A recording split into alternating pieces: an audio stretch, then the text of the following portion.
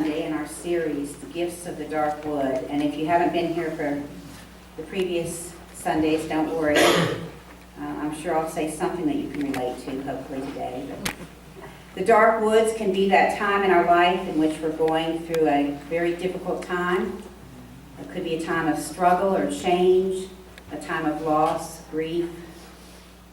It could be any number of things, but the dark woods is really an invitation for us to accept the gifts that it can offer us if we are open to those gifts and to the movement of the Holy Spirit that is in our life. As I said today, our gift today is the gift of temptation.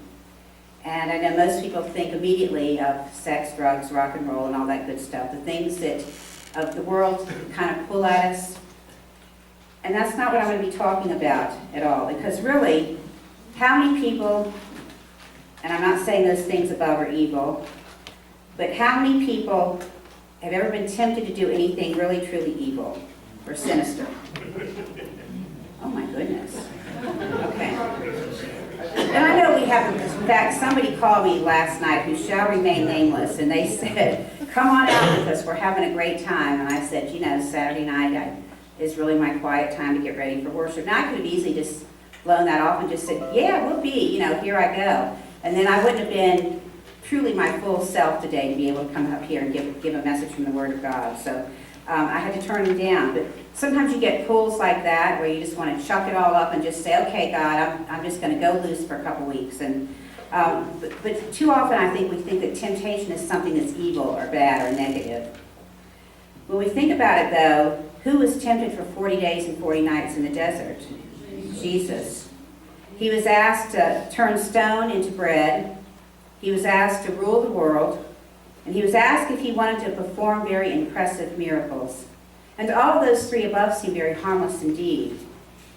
But if Jesus had done those three things above, and just that, belief in God and belief in the mission that Jesus Christ came here for would not have been required, because people would have just gone on his miracles alone. Well, this guy's truly something. He's doing all these miracles. He's ruling the world. He's turning stones into bread, and he can heal you. They wouldn't have had to have a belief and a relationship with God, their Creator. Amen. Jesus' purpose and his power was not to feed the hungry, but he did do that. Was not to practice politics, but he did speak out. And it wasn't necessarily to perform miracles, though he did do miracles for people. Even though these were part of his path, he was here to devote his entire life into being fully human and yet fully divine, to show us the way to God, how to worship God. And the more we draw from the source of God in our own lives, the more we will find that we can follow in the footsteps of Jesus, when we're willing to become our true, authentic self. Now, there's some things that I know that I am very good at as a pastor. I used to manage medical practices back in the day, so I know I've got the gift of administration, and I can manage an office and do all that, but that's not what I've been called to do here. And I think that was one of the reasons why I actually got sick in January. I found it took me a while to figure it out. I know God says, when is this child ever going to just get this? You know, God sometimes has to say, be still and listen. So January, I was really still and listened. And it really struck me profoundly how many things that I do that I'm not called to do here in this church. I mean, I know some of you can, you know, and it's not that I don't want to, I'll work, 80 hours a week if that's what it takes. But that's not what I was called to do. And I just said, I told the Lord, I said, this is what I'm called to do. This is what I feel like we need to go in the direction of the church. And the rest of the stuff can just fall by the wayside. So be it, As long as congregational care, worship, and the important things are taking place, the rest can fall by the wayside. Didn't do the yearly report to the denomination. If they want it, they're welcome to come down here and look in the file cabinets and get it. I'll try to get to it before the end of this month, I think. That's kind of on my list. But I said, what are they going to do, close us down? I get kind of feisty sometimes. And it was very liberating for me to be able to say that and to claim that and say, this is what I'm called to do. And so I've been putting all my focus on worship. And I've had several people come up and say, I can really tell there's a change in you, in the way you're preaching, the way that you're doing things. And it used to be that I would be so busy during the week that my sermon always took the back burner. And that frustrated me, and I feel like now I'm putting this at the top burner and everything else can just wait. And it's also my passion. And I know that each one of us here is gifted with something. Each one of us here has a calling. But what happens is that we let the things of the world, or the shoulds, I should do this, I should do that, pull us away and distract us from the true path that we're supposed to be on. An example of this is, look at the story of Martha and Mary. They were two sisters. They lived with a brother. I think they were, I'm not sure quite what their family dynamics were, but I'm sure that they were an interesting family back in those days. They were very good friends with Jesus. He often hung out at the home of Lazarus, Martha and Mary. And one night they were there, and Mary was sitting at the feet of Jesus, listening to him teach. And I always thought, gee, if I look back at those times, I would love to have just sat at the feet of Jesus and listened to him talk. And Martha was very busy in the kitchen. You know, they couldn't call out for pizza and order anything like that. So she was busy fussing around, doing things, making sure all the guests were taken care of. And Martha got frustrated. And so she goes to Jesus and she says, aren't you going to tell my sister to get up off her, you know what, and help me? And he said, you know, Mary's doing what Mary feels called to do. Now, a lot of people, I think, sometimes struggle when we hear that story because we think we don't want to be a Martha.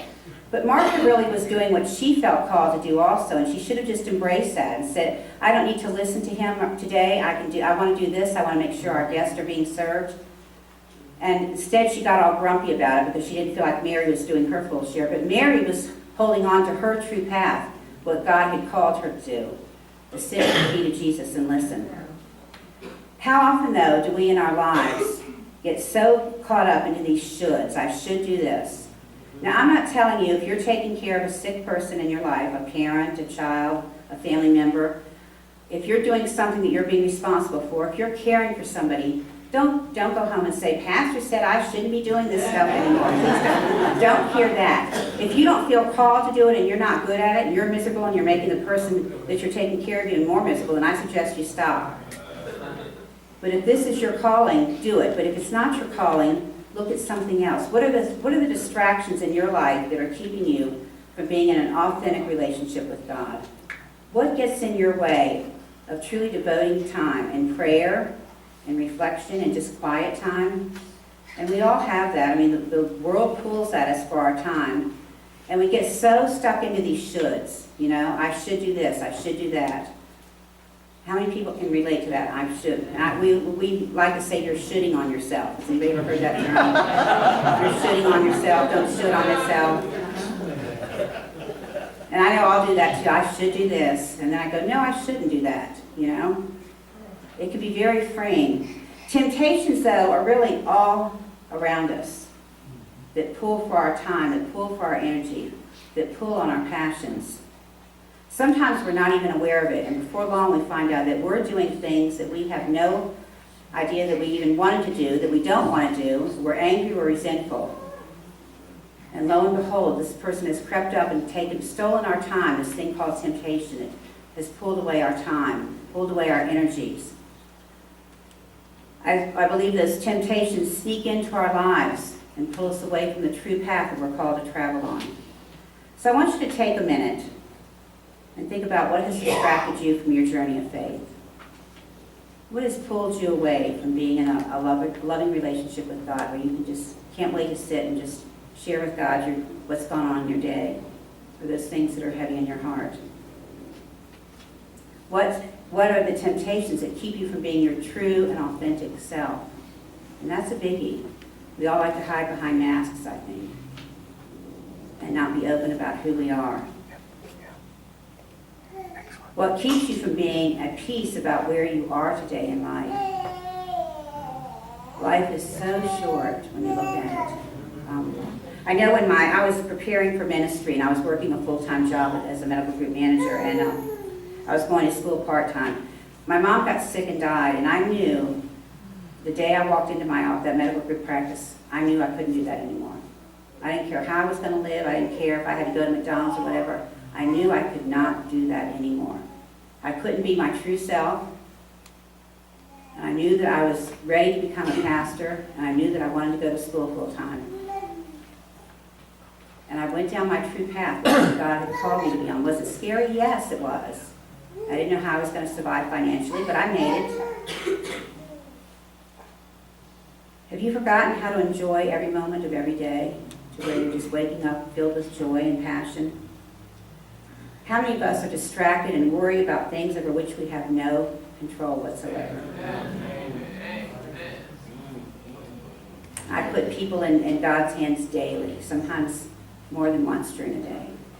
Please, God, take this person, heal them, give me the right words to speak.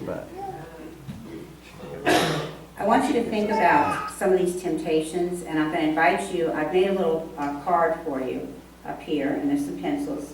You don't have to fill out the card now. You can take it home and fill it out. One side's just kind of a reflection, and then the other side is kind of asking you some very pointed questions. Think about where you are in life. Think about how short life truly is. And for those of you that are young, it seems like we have all this time ahead of us. And as I get older and older, I realize life is very quick in many ways. I also brought chocolate today because I want us to know that temptations are not so blatant. I think it's the temptations that we don't see that really are the ones that take us off our true path.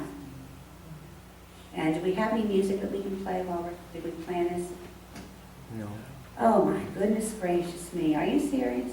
Okay, sound people. Something nice and soft and reflective and meditative. It's okay.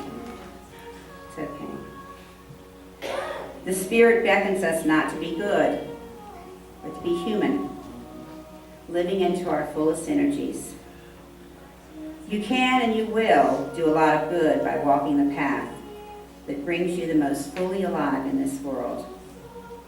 But in order to stay on this path, you must learn to say no to a great many things.